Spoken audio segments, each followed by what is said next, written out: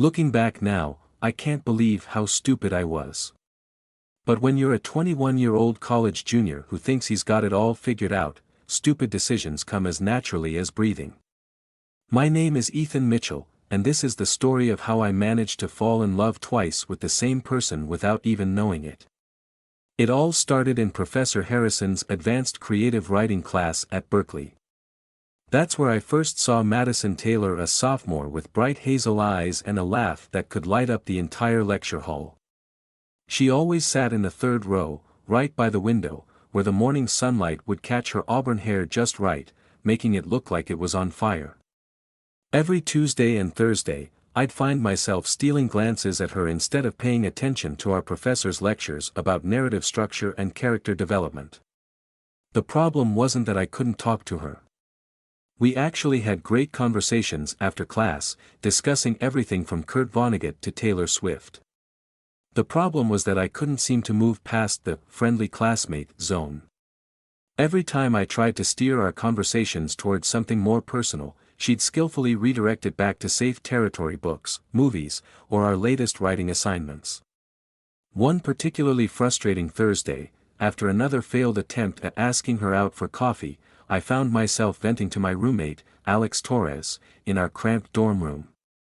"I just don't get it, man," I said, throwing myself onto my bed. "We have amazing chemistry when we talk about literature, but the moment I try to make it personal, she puts up these walls." Alex, who had been typing away at his computer, swiveled around in his chair. "Have you checked her social media?" I hadn't, actually. Madison had mentioned she wasn't big on social media, claiming she preferred real-world connections. But Alex's question prompted me to do some digging. That's when I discovered her Instagram account, and more importantly, her best friend's account, Sophie Williams. Sophie's profile was the opposite of Madison's near-empty one. It was full of life, with daily updates about campus life, coffee shop visits, and book recommendations. She seemed to share many of Madison's interests, but with an outgoing personality that made her much more accessible. And according to her posts, she was also single. That's when the idea hit me, the idea that would either turn out to be the biggest mistake or the most fortunate accident of my life. What if, I said slowly, the plan forming in my mind, I got close to Sophie. Made Madison see what she's missing. Alex stopped typing and turned to face me fully. "You want to make Madison jealous by dating her best friend? That's either brilliant or the worst idea I've ever heard." I was already crafting messages in my head. Sophie posts about all the same books Madison loves. She goes to all the poetry readings at the Grind Coffee House. It would be totally natural for me to run into her there. Natural? Alex raised an eyebrow. There's nothing natural about orchestrating accidental meetings with someone's best friend to make them jealous. But I wasn't listening anymore. I was too busy scrolling through Sophie's profile, noting down her favorite coffee shop spots and the times she usually visited them. She had mentioned in a recent post that she would be at the Grind's Friday night poetry slam. Perfect. The next day, I spent an embarrassing amount of time choosing my outfit: a carefully curated, casual look of dark jeans, a navy blue button-down rolled up at the sleeves, and my most comfortable pair of Converse. I wanted to look like I had just thrown something on, while actually looking the best I possibly could. The Grind was packed when I arrived, the air thick with the smell of espresso and the murmur of conversations. True to her Instagram post, Sophie was there, sitting alone at a small table near the makeshift stage. She was reading The Bell Jar, one of Madison's favorite books. Taking a deep breath, I approached her table. "Sylvia Plath?" I said, pointing to her book. "Heavy reading for a Friday night." She looked up, and for a moment, I felt a strange sense of familiarity in her blue eyes. But I brushed it off. I had seen enough photos of her on Instagram to feel like I knew her already. "Sometimes you need a little darkness to appreciate the light," she replied with a smile, gesturing to the empty chair across from her. "I'm Sophie." "Ethan," I said, sitting down. I actually just finished a paper on Plath for Professor Harrison's class. Her eyes lit up. You're in Harrison's advanced creative writing? Yeah, I caught myself before saying Madison's name. The last thing I wanted was to show my hand too early. What a coincidence, Sophie said, marking her place in the book. I've heard amazing things about that class. I'm thinking of taking it next semester. The conversation flowed easily after that. Sophie was witty and engaging, with a sharp sense of humor that kept me on my toes. We talked about everything from feminist literature to our favorite local bands, and I found myself laughing more than I had in weeks. As the poetry slam began, I couldn't help but notice how Sophie's entire face came alive when she listened to the performances. She would lean forward during particularly powerful lines, her fingers drumming lightly on her coffee cup in rhythm with the poet's words. By the end of the night, we had exchanged numbers and made plans to meet at another reading the following week. As I walked back to my dorm, I felt a mix of triumph and guilt. The plan was working perfectly, too perfectly, almost. What I didn't know then was that I was already caught in a web of my own making. I didn't notice how Sophie's coffee order was identical to Madison's, or how they both had the same nervous habit of tucking their hair behind their right ear when they were deep in thought. I was too focused on my clever plan to see what was right in front of me. The following Monday in class, Madison seemed different. She was quieter than usual, more reserved. When I tried to make conversation after class, she gave short, distracted responses. Perfect, I thought. She must have heard about my night with Sophie. But as I watched her gather her books and hurry out of the classroom, I felt an unexpected pang in my chest. For a brief moment, I wondered if this whole plan was a mistake. Then I remembered how Sophie's eyes had sparkled when she laughed at my jokes, and I pushed the doubt aside. I had no idea that I was about to learn the hard way that sometimes the perfect plan is the perfect recipe for disaster. Over the next few weeks, my life became an increasingly complicated dance between two seemingly different worlds. Tuesday and Thursday mornings belonged to Madison, where we'd share meaningful glances across Professor Harrison's classroom and have those frustratingly platonic conversations about literature. The evenings and weekends belonged to Sophie, filled with coffee shop poetry readings, indie movie screenings, and long walks through Berkeley's campus. The more time I spent with Sophie, the more I found myself genuinely enjoying her company. She had this way of making every moment feel adventurous, even when we were just sitting in the grind, sharing a slice of banana bread and debating the merits of different poetry styles. She would lean in close when she was making a point, her blue eyes intense and passionate, and I'd find myself forgetting that this was all supposed to be part of a plan. You know what your problem is, Ethan? Sophie said one evening as we sat on the steps of the university library.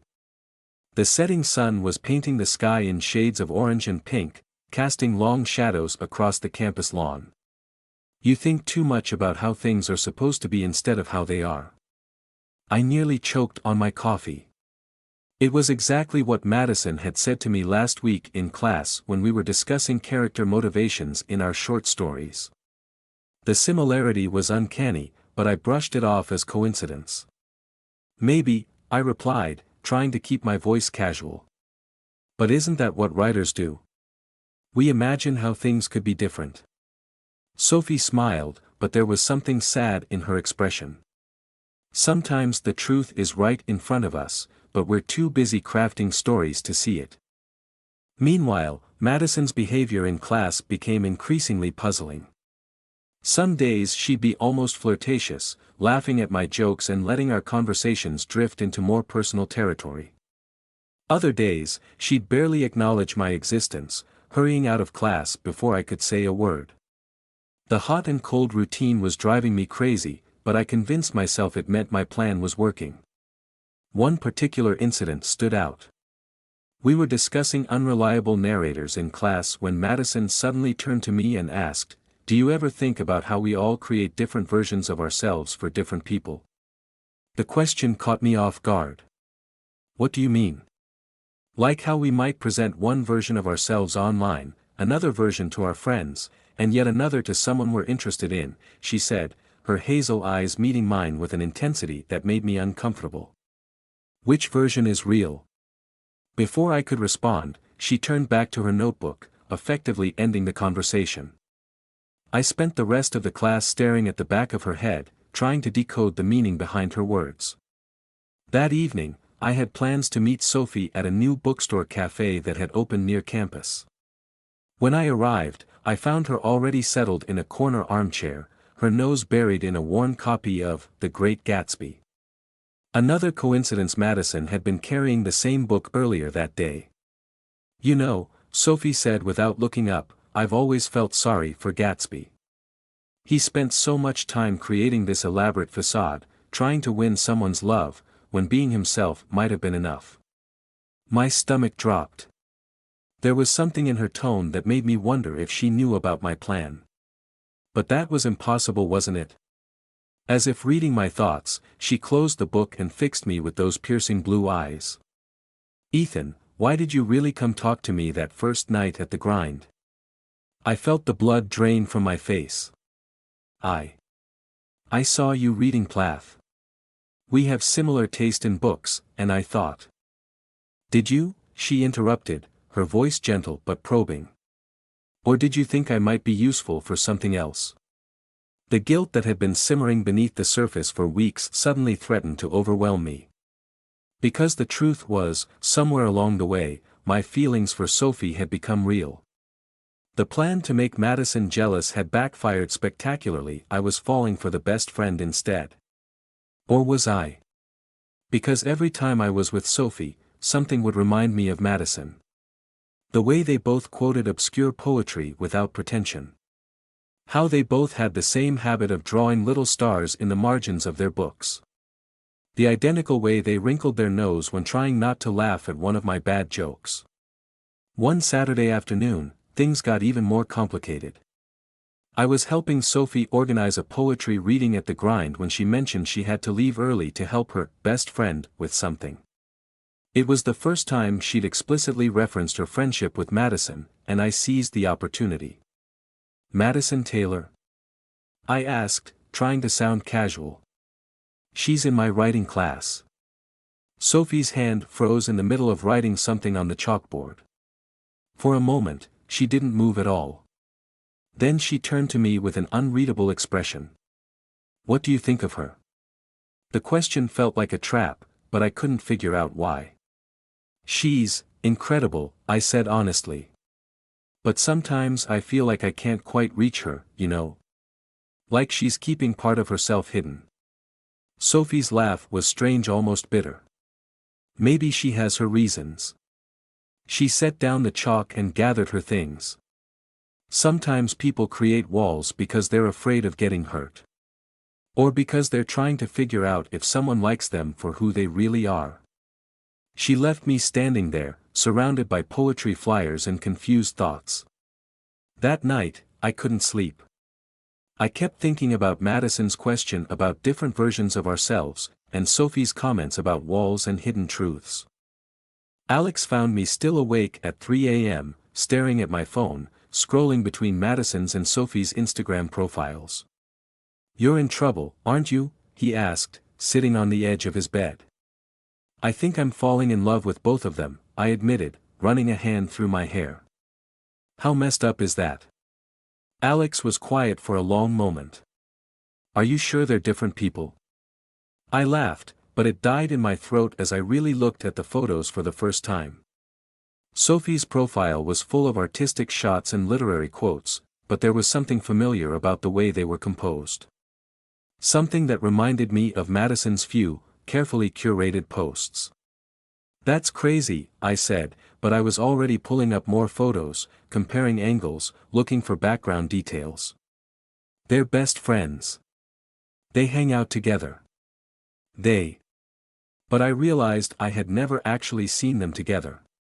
Neither had posted any photos of them both. "Maybe," Alex said carefully, "you should start paying more attention to what's right in front of you instead of what you think you see." I barely slept that night, my mind racing with possibilities that seemed too impossible to be true. But as the sun rose over Berkeley's campus, one thing was becoming painfully clear: my perfect plan had spiraled far beyond my control, and I was no longer sure who was playing whom. The next few days passed in a blur of paranoid observations and second-guessing every interaction I'd ever had with both Madison and Sophie. I started noticing things I'd been willfully blind to before. How I'd never seen them in the same place. How Sophie's Instagram posts were always carefully angled selfies or artistic shots of books and coffee cups. How Madison's rare posts seemed to come only when Sophie's account was quiet. But it was impossible, wasn't it? They had different eye colors: Madison's hazel, Sophie's blue. Different hair: Madison's auburn, Sophie's darker shade with subtle highlights. Yet as I sat in Professor Harrison's class that Tuesday, obsessively studying Madison's profile, I noticed something that made my heart stop. When she turned her head just right, catching the morning light, her eyes didn't look purely hazel at all. They had flecks of blue that, under certain lighting, could completely change their appearance. I was so distracted by this revelation that I didn't hear Professor Harrison calling my name until Madison nudged me with her elbow. "Mr. Mitchell," Professor Harrison said, clearly not for the first time, "since you seem so lost in thought, perhaps you'd like to share your insights on today's topic: the use of alternate identities in modern literature." The irony of the situation wasn't lost on me. I glanced at Madison, who was suddenly very interested in her notebook. "I think sometimes people create alternate identities as a way to protect themselves. Or to test others." "Interesting perspective," Professor Harrison nodded. "And what happens when these alternate identities begin to take on lives of their own?" "They become real," Madison said quietly, almost to herself. "Sometimes more real than the original." After class, I tried to catch up with Madison, but she disappeared into the crowd with unusual speed. I had plans to meet Sophie that evening at the Grind, and my mind was racing with ways to confirm my growing suspicions. The coffee shop was unusually quiet when I arrived. Sophie was already there, sitting at our usual table, but something was different. Her hair was pulled back in a way that reminded me startlingly of how Madison wore hers in class, and she was wearing a Berkeley Creative Writing Department sweatshirt, one I'd seen Madison wear countless times. "We need to talk," she said as I sat down, and her voice carried an edge I'd never heard before. "Yes, we do," I agreed, gathering my courage. "But first, I need to tell you something. When I first came to talk to you that night, it wasn't just because of Sylvia Plath. I had an ulterior motive." "I know," she said simply. "You wanted to make Madison jealous." My mouth went dry. "How did you?" "Because, Ethan," she cut me off, her voice trembling slightly, "I'm not as different from Madison as you think." For a moment, we sat in heavy silence. Then she reached into her bag and pulled out a small contact lens case.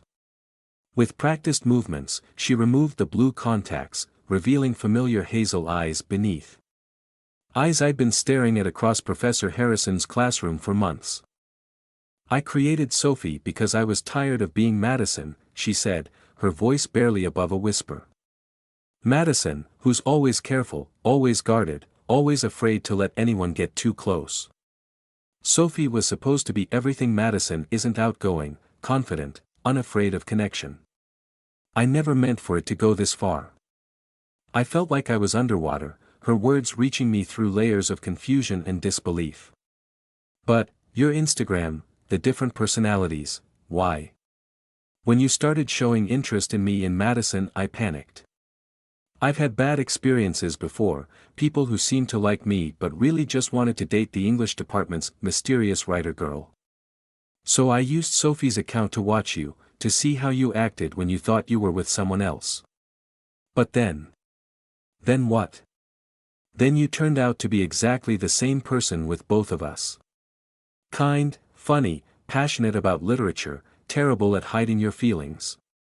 A small smile played at her lips.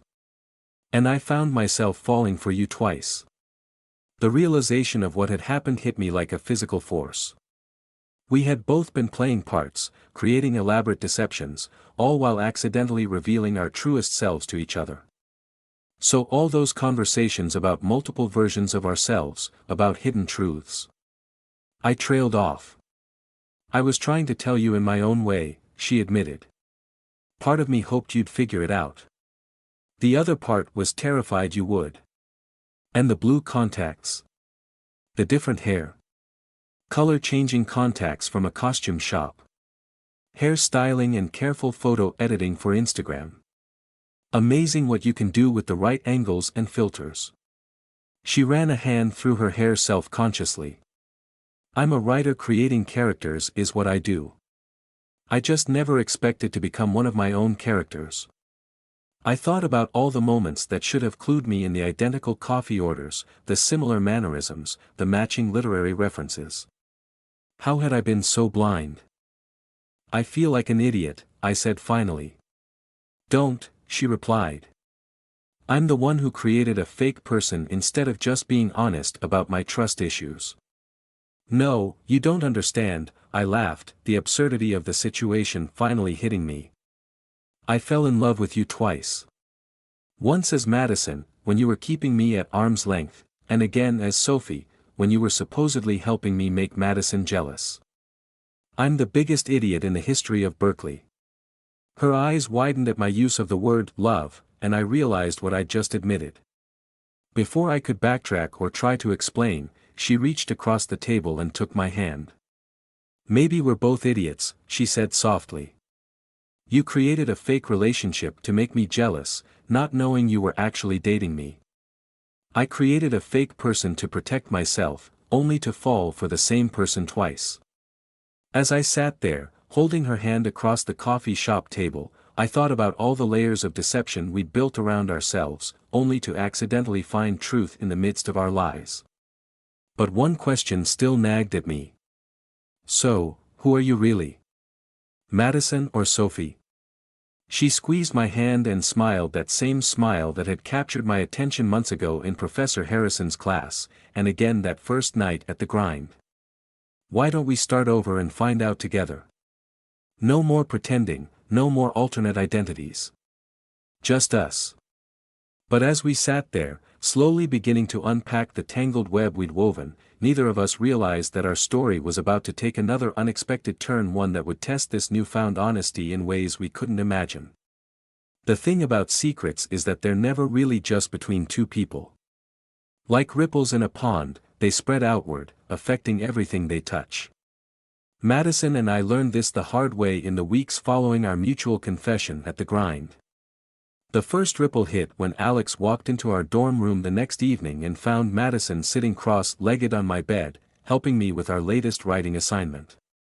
He stopped dead in his tracks, looking between us with growing confusion. Hey, Sophie. I didn't know you were. He trailed off as Madison turned to face him, her eyes their natural hazel instead of Sophie's signature blue. Wait. What's going on? Madison and I exchanged glances. You might want to sit down for this, I said. As we explained everything to Alex, his expressions ranged from shocked to amused to concerned. So let me get this straight, he said finally. He pointed at me, tried to make her jealous by fake dating her alter ego, while he turned to Madison, created a whole separate persona to test if he was genuine, and somehow this actually worked out. When he put it that way, it sounded absolutely ridiculous. Madison and I both burst out laughing, the kind of laughter that comes from realizing just how absurd your life has become. Well, Alex shook his head. I guess I don't need to feel bad about accidentally liking some of Sophie's Instagram posts now. But not everyone found the situation as amusing as Alex did. The second ripple hit during Professor Harrison's class the following week. Madison had decided to be honest about everything and submitted a personal essay about identity and authenticity, using our story as the central narrative. When she read it aloud in class, the room fell silent. Professor Harrison's reaction was unexpected.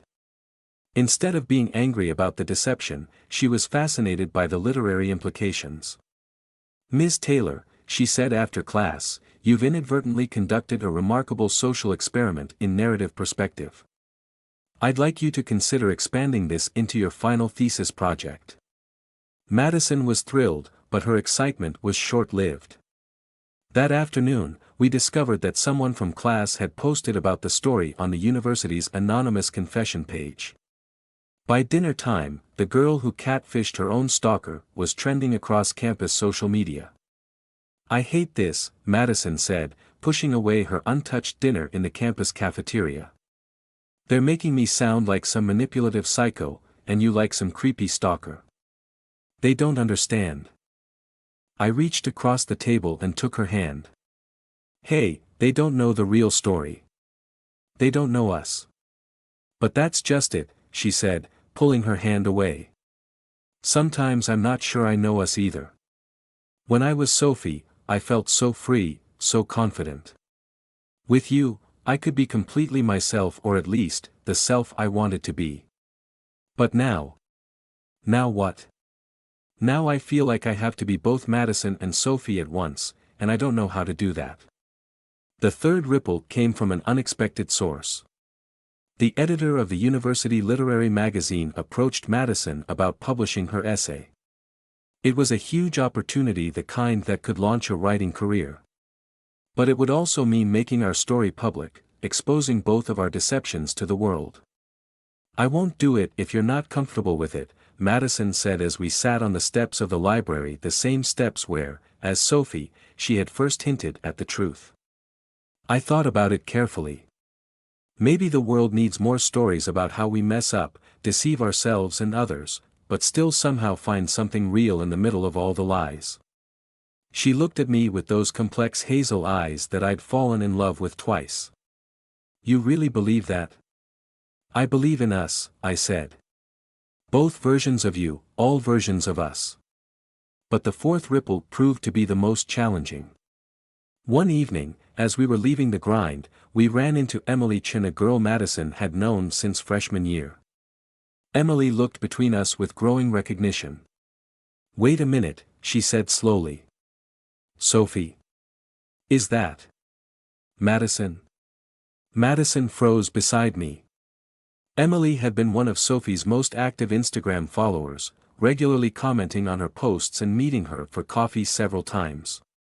She'd confided in Sophie about personal issues, thinking she was talking to someone else entirely. "Emily, I can explain," Madison started, but Emily was already backing away, hurt and betrayal clear on her face. "So it was all fake? All those conversations, all those times I trusted you with my secrets, were you just laughing at me behind my back?" "No. It wasn't like that at all."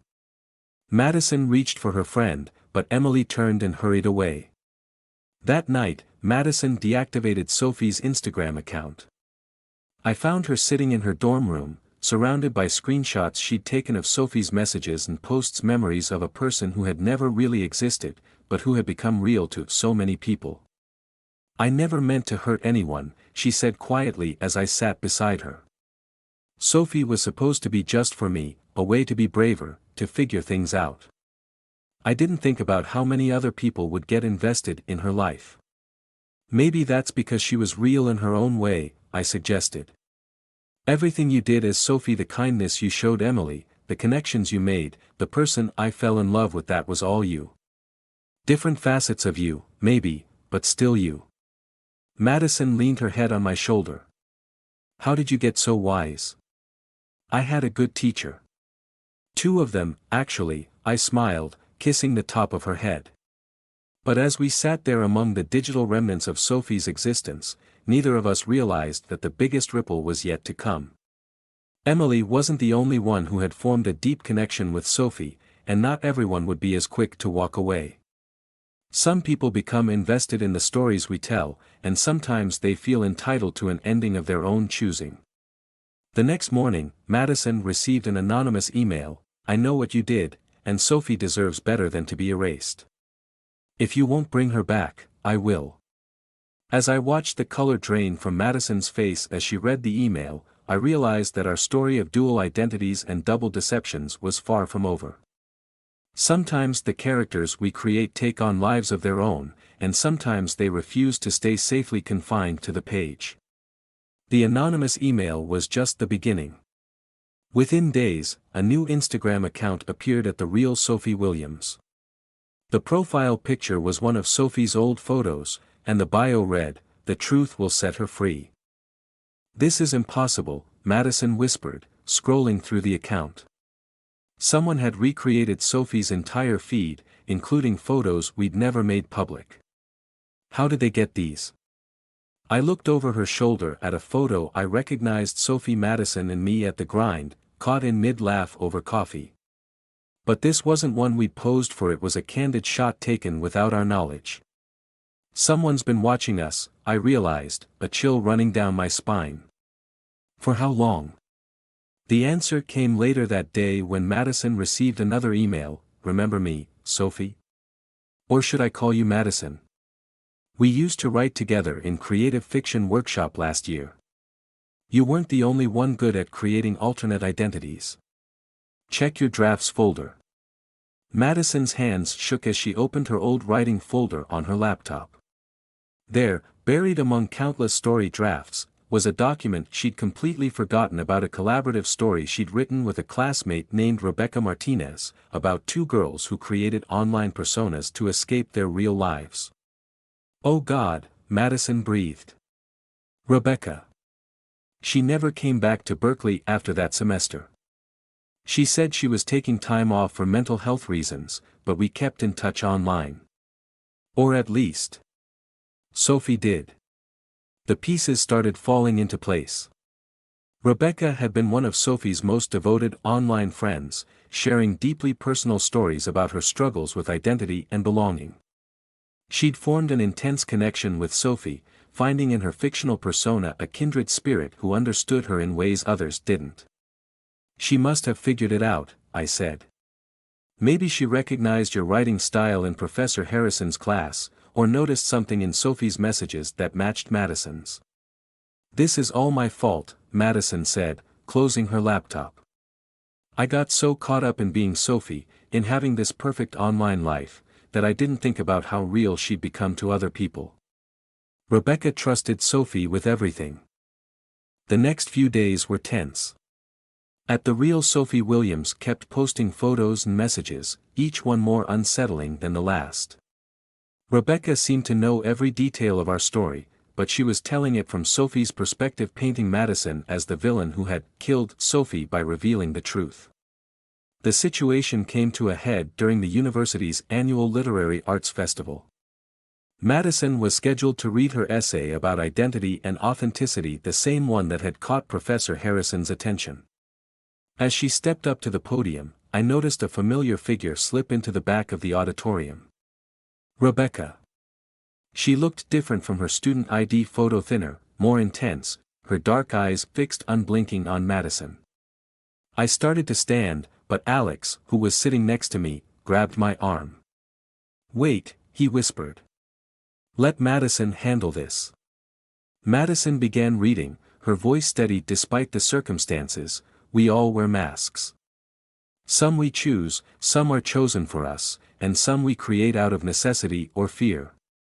This is a story about the masks I wore, the lies I told, and the unexpected truth I found when all my carefully constructed facades began to crumble." As she read, I watched Rebecca's expression change from anger to confusion to something more complex. Madison wasn't reading the original essay, she'd rewritten it, expanding it to explore not just her relationship with me, but her relationships with everyone who had known and loved Sophie. "Sophie wasn't a lie," Madison said, looking directly at Rebecca. "She was a part of me I was afraid to show the world. Through her, I could be brave, be vulnerable, be the friend that others needed. But by trying to keep her separate from Madison, I ended up hurting the very people I'd grown to care about. Including someone who trusted Sophie with her deepest truths, someone who saw in Sophie a reflection of her own struggles with identity and acceptance." Rebecca's hands were clenched in her lap, tears streaming down her face. "To that friend," Madison continued, her voice thick with emotion, "I want to say, I'm sorry. The conversations we shared, the connection we formed, those were real. Sophie's empathy, her understanding, her desire to help others find their voice, that was all true. It came from a real place in my heart, even if I was wearing a mask when I shared it. After the reading, Rebecca approached us outside the auditorium. The anger seemed to have drained from her, leaving behind exhaustion and hurt. "I felt so betrayed," she said quietly. Sophie was the only one who really understood me. Finding out she wasn't real. "But I am real," Madison said, taking Rebecca's hands in hers. "Everything we shared was real. I just didn't have the courage to share it as myself." "I think I understand that better than most," Rebecca admitted. "When I figured out the truth, I was so angry that I wanted to hurt you like you'd hurt me. But listening to your essay, I realized we're not so different. We both created versions of ourselves because we were afraid the real us wasn't enough." That night, sitting on the library steps where so much of our story had unfolded, Madison turned to me with tears in her eyes. "Thank you," she said. "For what?" "For loving both parts of me. For helping me see that I don't have to choose between being Madison or Sophie, I can just be me." I pulled her close, breathing in the familiar scent of her hair. "You know what's funny? When I first started this ridiculous plan to make you jealous by dating your best friend, I thought I was so clever. But really, I was just falling in love with all the different parts of you, even when I didn't know they were you." Madison laughed softly. "We're quite a pair, aren't we? The boy who fell in love twice with the same girl, and the girl who needed two identities to fall in love with herself." The next day, Madison and Rebecca met for coffee at the Grind. They talked for hours, not as Sophie and Rebecca, or as Madison and Rebecca, but as two people who understood something profound about identity, authenticity, and the stories we tell ourselves about who we are.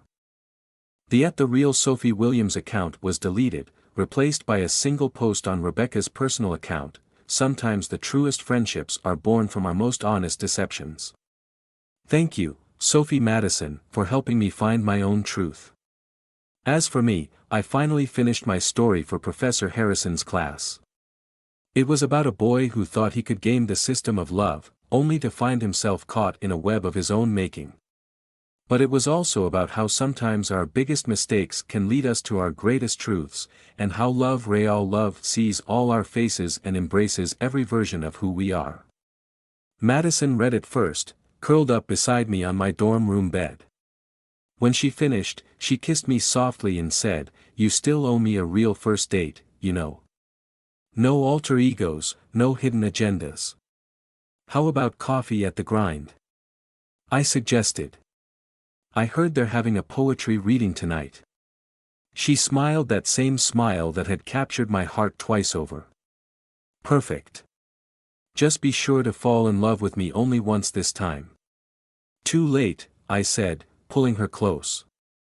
"I fall in love with you a little more every day, no matter which version of you I'm with." And that's how our story of double identities and crossed paths finally found its way to the truth, not in spite of our deceptions, but because of them. Sometimes you have to wear a mask to find the courage to show your real face, and sometimes you have to pretend to be someone else to discover who you really are. As for the Grind's poetry readings, we still go every Friday night. And sometimes, if you look carefully, you might catch a glimpse of a girl with eyes that seem to change color in different lights, sharing knowing smiles with her boyfriend as amateur poets bare their souls on stage. But whether you see Madison or Sophie probably depends on which version of yourself you're being that day. After all, aren't we all just stories we're telling ourselves, hoping to find someone who wants to read every ch?